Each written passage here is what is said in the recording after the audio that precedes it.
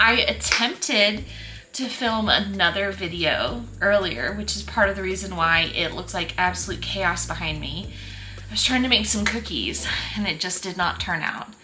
And now I have a terrible headache. And you know what that means?